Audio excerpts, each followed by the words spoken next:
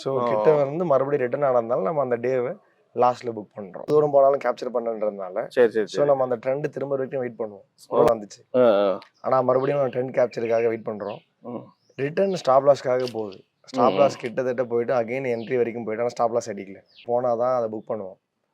So அந்த டிசிப்ளினை நம்ம கன்சிஸ்டண்டாக follow பண்ணால் ஐயோ நேற்று நம்ம லாஸ் பண்ணிட்டோமே அப்படின்னு சொல்லிட்டு நீங்கள் ட்ரேட் எடுக்காமல் போனாலும் அதே மாதிரி எனக்கு ஆகிடுமா அப்படிலாம் இருக்கக்கூடாது. நம்ம கரெக்டாக நம்ம எதிர்பார்க்குற டைரெக்ஷனில் எண்ட் ஆஃப் த டே நம்ம நினச்ச மாதிரியே வந்து நல்ல ஒரு ப்ராஃபிட்டபுளாக அன்றைக்குமே நம்ம டே முடிச்சோம். இப்போ இந்த ஸ்க்ரீனில் பார்க்குறோம்.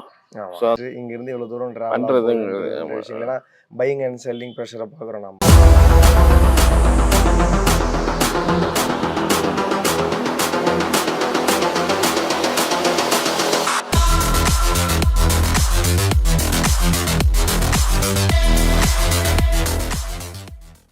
வணக்கம். வணக்கம். நல்லா இருக்கீங்களா? நல்லா இருக்கேன். எப்படி இருக்கீங்க? நல்லா இருக்கேன். Super. Actually Tirupattur traders TF2S ரொம்ப சக்ஸஸ்ஃபுல்லாக இயங்கி போய்கிட்டு இருக்கு. ஸோ வளர்ச்சியை நாங்கள் ஆரம்பத்துலேருந்தே பார்க்குறோம். ஸோ லாஸ்ட்டு ஒரு 2 இயர்ஸாக அவங்களோட ட்ராவல் பண்ணுறோம். ஸோ இப்போ இந்த ஆஃபீஸ் ஆரம்பித்து இதனுடைய இது எப்படி போயிட்டுருக்கு? ஓகே. ஆமாம், இப்போ ஆல்மோஸ்ட் வந்து நியர்லி ஒரு 150 பீப்புள் நிறைய என்கொயரி நல்லா இருக்குது. நிறைய மோஸ்ட்லி நிறைய ஸ்ட்ரகிள்ஸ் தான் இருக்காங்க. ஆல்மோஸ்ட் பேசினதில் ஒரு 70-80% நிறைய தடுமாற்றம், நிறைய ஸ்கேம்ஸ், நிறைய லாஸஸில் தான் மக்கள் இருக்காங்க. ஒரு நாளும் வந்து க்ரோத்தில் தான் போயிட்டுருக்கோம். இம்ப்ரூவ்மெண்ட்ஸ் எவ்ரிடே வந்து பண்ணிகிட்ருக்கோம். இன்னும் இதில் முக்கியமான நோக்கம் ஆரம்பித்தது வந்து பீப்புளுக்கு வந்து அந்த கஷ்டப்படுற பீப்புள் போய் ரீச் ஆகணும்னு சொல்லிட்டு என்ன ஆரம்பிச்சோமோ அது கரெக்டாக போய் ரீச் ஆகிட்டுருக்கு.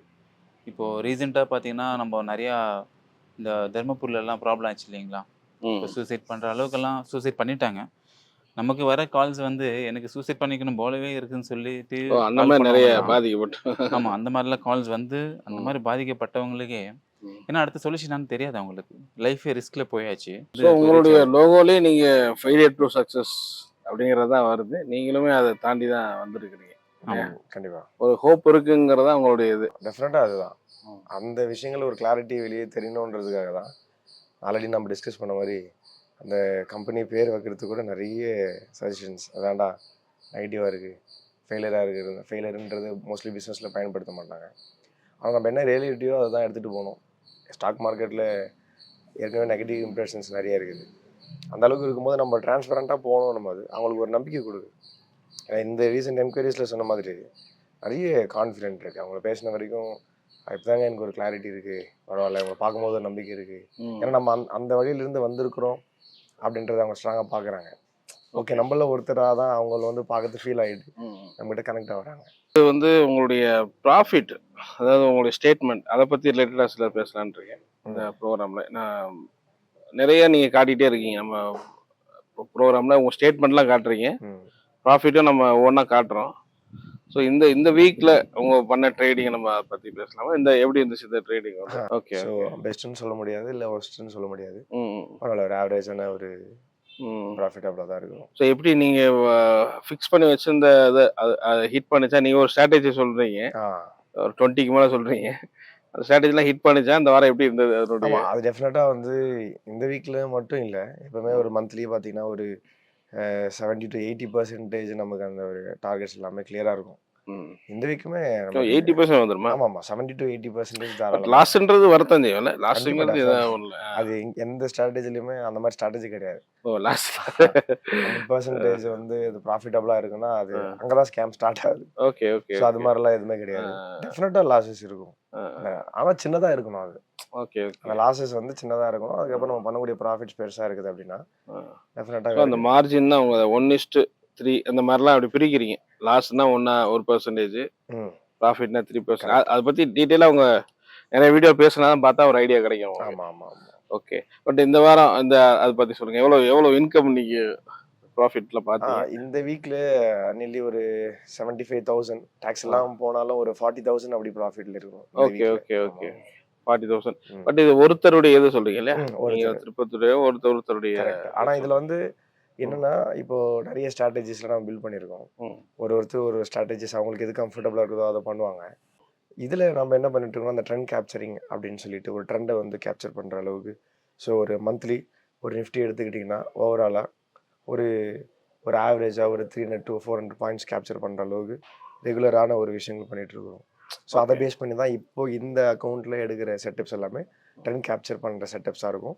ஒருவேளை இல்லைனாலும் அட்லீஸ்ட் அந்த டேவை கம்மியான லாஸஸில் ஃபஸ்ட்டு கேஸில் எதுவும் பண்ண முடியாது, முடிஞ்ச அளவுக்கு ஒரு பிரேக் ஈவனோ காஸ்ட்டோ அது மாதிரி எடுத்துகிட்டு வரணுன்ற ஒரு சுச்சுவேஷனில் பண்ணிட்டு இப்போ நீங்க ஜூன் 22 ரெக்கார்ட் பண்ணிருக்கீங்க. இருக்கோம். ஸோ அதை பத்தி சொல்லுங்க. அது எப்படி என்ன மாதிரி அனலைஸ் பண்ணி எப்படி?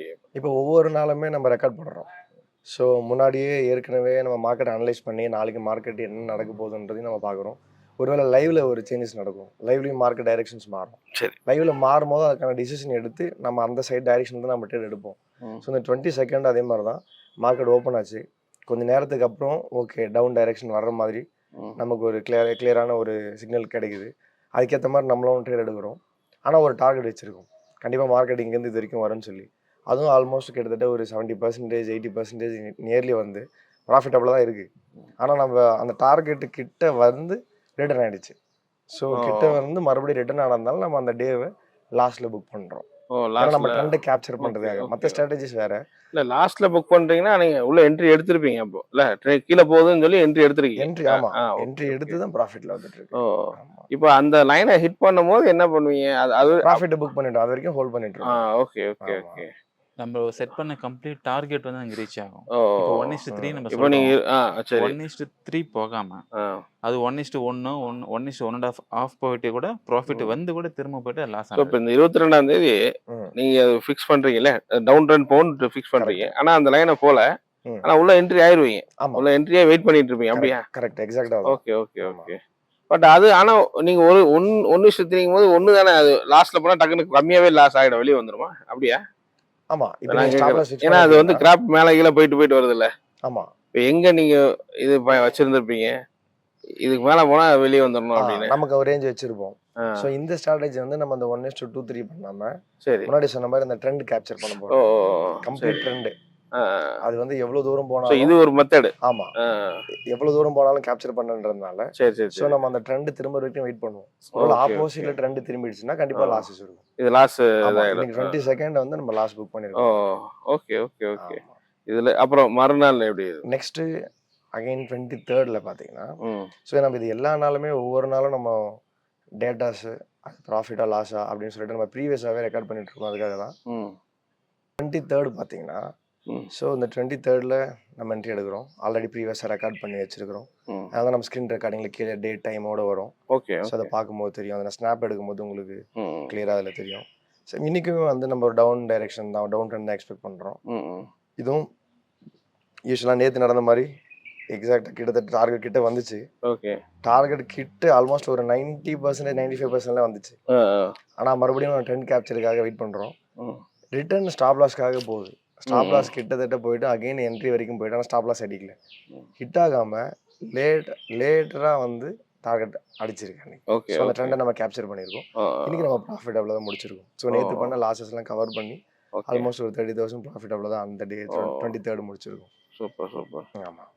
இல்லை நீங்கள் எதை பார்க்கும்போது இந்த ட்ரெண்ட் நீங்கள் இப்போ ரெக்கார்ட் பண்ணி வச்சுருக்கீங்க, இந்த ட்ரெண்ட் இது எப்படி நீங்கள் அனலைஸ் இதுதான் ஸ்ட்ராட்டஜின்னு சொல்லலாமா? இந்த இது வந்து இல்லை ஸ்ட்ராட்டஜி அப்படின்னு சொல்லும்போது இது அப்பல கீழே போகும் அப்படிங்கறத நீங்க ஒரு ஸ்ட்ராட்டஜியா கண்டுபிடிச்சு அப்படி சொல்லலாமா? ஆமா. ஆனா நேத்து அது ஃபிளாப் ஆயிருக்கு, இன்னைக்கு அது அந்த 23 திருப்பி சக்சஸ் ஆயிருக்கு இல்லையா? 22 ஃபெயிலியர் ஆயிருக்கு, 23 லாபத்தை கொடுத்துருக்கு. நம்ம எதிர்பார்க்குற டைரக்ஷன்ல மார்க்கெட் மூவ் ஆனாலும் நம்ம வெயிட் பண்ற அந்த டார்கெட் வரைக்கும் நம்ம போனாதான் அதை புக் பண்ணுவோம். ஓகே. ஸோ அந்த டிசிப்ளினை நம்ம கன்சிஸ்டண்டாக ஃபாலோ பண்ணா, ஐயோ நேற்று நம்ம லாஸ் பண்ணிட்டுமே அப்படின்னு சொல்லிட்டு நீங்கள் ட்ரேட் எடுக்காமல் போனாலும் அதே மாதிரி எனக்கு ஆகிடுமா அப்படிலாம் இருக்கக்கூடாது. நம்ம என்ன ஒரு செட்டப் வச்சிருக்கிறோமோ அது ப்ராப்பராக கன்சிஸ்டண்டாக பண்ணால் ஆட்டோமேட்டிக்காக அது ப்ராஃபிட்டபுளாக வந்துடும் நமக்கு. Okay okay. அகைன் 24th பார்த்தீங்கன்னா இன்னைக்கு வந்து இது வந்து ஒரு அப் ட்ரெண்ட் இது. ஸோ முன்னாடியே நமக்கு அந்த 23,900 மேலே பிரேக் அவுட் ஆயிடுச்சுன்னா மார்க்கெட் வந்து மேலே போகுன்றது தெரிஞ்சிருது.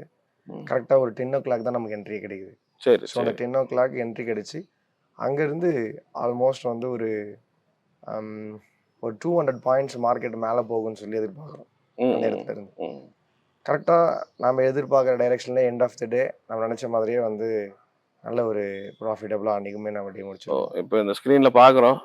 ஸோ அந்த அதுக்கேற்ற மாதிரி ஹீட் அடிக்கிறது பார்த்தீங்கன்னா முன்னாடியே இப்போ எவ்வளோ பாயிண்ட்ஸ் வந்து மூவ் ஆக போகுது அப்படின்ற விஷயத்த முடிஞ்சதுக்கு அப்புறம் சொல்றது ஈஸி. ம். ஆனா நீங்க முன்கூட்டியே பார்த்துட்டு இங்க இருந்து இவ்வளவு தூரம் டிராவல் பண்றதுங்கிறது போகுதுன்ற ஆமா. விஷயம். ஏன்னா பையிங் அண்ட் செல்லிங் ப்ரெஷரை பார்க்குறோம் நாம.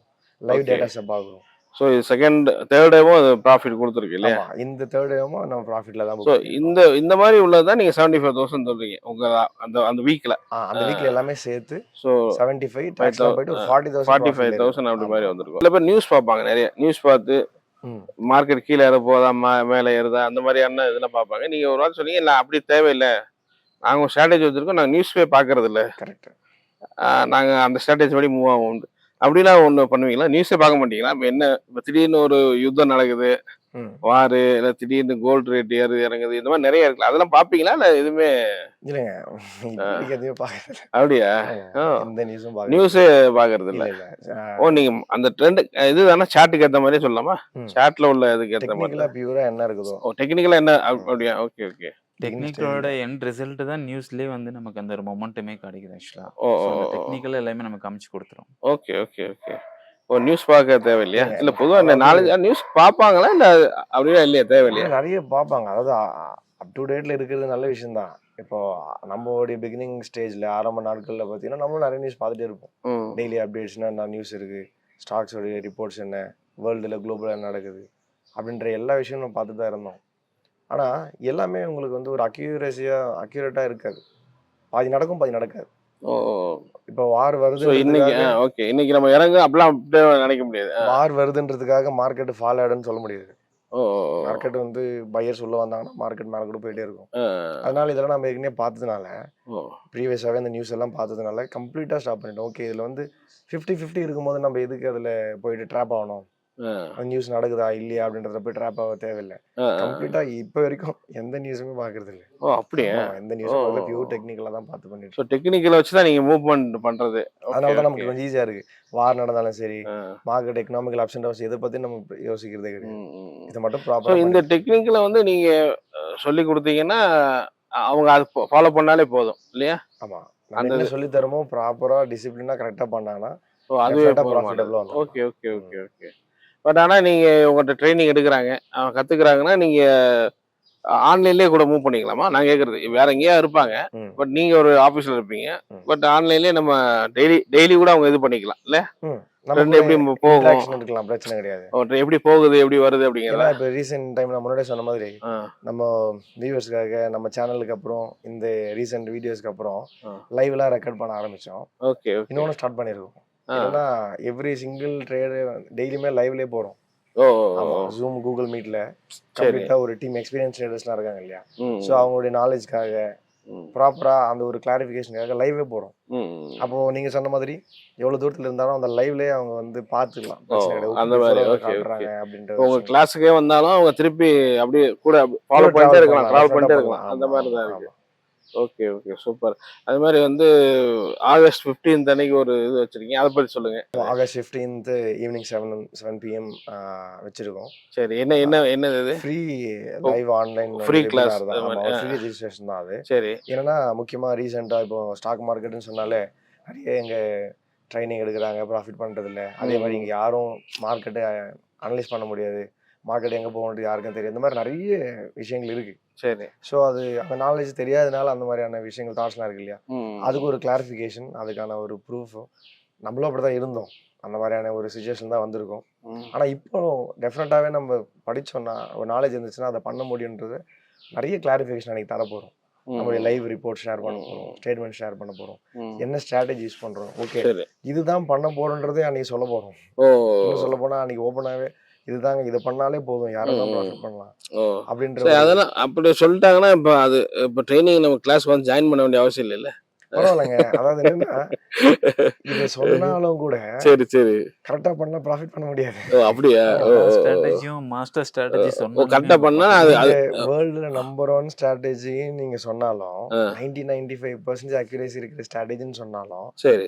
அதை வச்சு ப்ராஃபிட் பண்றது ரொம்ப கஷ்டம். என்ன ரீசன்னா ம். இங்க ப்ராஃபிட் பண்றதும் லாஸ் பண்றதும் ஸ்ட்ராட்டஜில முக்கியமா இல்லை, ம். மணி மேனேஜ்மெண்ட்ல எவ்வளவு ரிஸ்க் எடுக்கிறாங்க, அதை கன்சிஸ்டண்டா இவங்க பண்றாங்களா, ம். இன்னைக்கு இருந்தாலும் பரவாயில்ல நாளைக்குன்னு சொல்லிட்டு ரெகுலரா ஒரு ப்ராப்பராக பண்ணிகிட்டே இருக்கிறாங்கன்றது தான் சக்ஸஸ் இருக்குதே தவிர ம். நீங்கள் நம்பர் 1 ஸ்ட்ராட்டஜி கொடுத்தா கூட இங்கே மக்கள் சரி நாம பார்த்தும் சரி ப்ராஃபிட் பண்ண முடியாது. ஓ அது பண்ண அதில் முடியாது. எந்த இஷ்யூவும் ஓ கிடையாது. அந்த மேனேஜ்மெண்ட் நிறைய முக்கியன்றீங்க. ஆமாம். ஸோ இப்போ நீங்கள் சொன்ன மாதிரி கிளாஸஸ்க்கு அப்படின்றது நம்ம மோட்டிவ் இல்லை. ம். முதல்ல இந்த மாதிரி விஷயங்கள் பண்ணுறோன்றது தான் விஷயங்கள். அதாவது அந்த ஒரு ப்ரூஃப் தான் எடுத்துகிட்டு வரோம். ஓகே. நீங்கள் முதல்ல ப்ராஃபிட் பண்ணுறீங்களான்றாங்க. நம்ம ஆல்ரெடி நிறைய ஸ்டேட்மெண்ட்ஸ்லாம் காட்டியிருக்கோம். வெரிஃபைட் பிஎன்எல்லே ஷேர் பண்ணியிருக்கோம். நிறைய கமெண்ட்ஸில் நீங்கள் சொன்ன மாதிரி நெகட்டிவ் கமெண்ட்ஸ்லாம் கேட்டிருக்காங்க. எங்கள் ஸ்டேட்மெண்ட்லாம் ஷேர் பண்ண மாட்டாங்க. சரி சரி. நம்ம 2 இயர்ஸோட ஸ்டேட்மெண்ட் ஷேர் பண்ணியிருக்கோம். நம்ம கோஃபவுண்டர் அதை வந்து பேசியிருக்காரு. நம்ம போட்டு லாகின் பண்ணியிருக்கோம். ஆனால் அதுலேயும் மக்களுக்கு வந்து இது வந்து ஃபேக்காக இருக்குமோன்ற டவுட்லாம் இருக்கு. கண்டிப்பா. ஸோ அது எதுவும் பண்ண முடியாது. ஆமா ஆமா. நம்ம அதை பத்தி அப்படி உங்க டீமோட பேசலாம்னு பாக்குறேன். கரெக்ட். அதை உட்காந்து ஒவ்வொருத்தரும் சொல்லும் போது நல்லா இருக்கும். டெஃபினட்டாக அது வியூஸ்க்கு கொண்டு போகலாம். கண்டிப்பாக. ஸோ பார்க்கக்கூடிய வீடன் டிவி பிஸ்னஸ் நேயர்கள் நீங்கள் நிறைய திருப்பத்தூர் ட்ரேடர்ஸ் அவங்களுடைய TF2S பற்றி தெரிஞ்சுக்கணும் அப்படின்னா டிஸ்கிரிப்ஷனில் நிறைய வீடியோஸ் இருக்கும். அதில் வந்து பார்த்தீங்கன்னா ஜஸ்ட்டு இந்த பேசிக்காக தெரியாதவங்களுக்கு ஸ்டாக் மார்க்கெட் தெரியாதவங்க பற்றி அதுக்கும் வீடியோஸ் நம்ம கிளாஸஸ் மாதிரி போட்டுட்ருக்கோம். பேசிக்கான வீடியோஸ்லாம் அவங்க கொடுத்துட்ருக்காங்க. ஸோ நல்ல ஸ்டாக் மார்க்கெட் பண்ணிகிட்டு இருக்கிறவங்களுக்கும் இந்த ட்ரெண்டிங்ஸ் அண்ட் ஸ்ட்ராட்டஜி ரிவியூலாம் அதில் பண்ணியிருக்கிறாங்க. அதை போய் பாருங்கள். ஸோ ஒவ்வொன்றுமே ஜென்யூனாக நடந்துகிட்டு இருக்கு. அந்த ட்ரைனிங் கிளாஸ் நீங்கள் ஜாயின் பண்ணலாம். ஸோ ரொம்ப கம்மியான ஒரு பேமெண்ட்னா அந்த ட்ரைனிங் கிளாஸ் வந்து எடுக்கிறாங்க. ஸோ இந்த ஸ்க்ரீனில் பார்க்குற நம்பருக்கு நீங்கள் என்கொயரி பண்ணி பாருங்கள். அப்போ உங்களுக்கு ஒரு ஐடியா கிடைக்கும். அதே போல் 15th 7 மணிக்கும் அந்த ஃப்ரீ கிளாஸஸில் நீங்கள் அட்டன் பண்ணி பாருங்கள். ஸோ நிச்சயம் நல்ல ஒரு எதிர்காலம் உருவாக சந்தேகம் கிடையாது. ஓகே சார், ரொம்ப நன்றி உங்களுடைய நேரத்தை ஒதுக்கி உங்களோட ஷேர் பண்ணுங்க. தேங்க்யூ. தேங்க்யூ.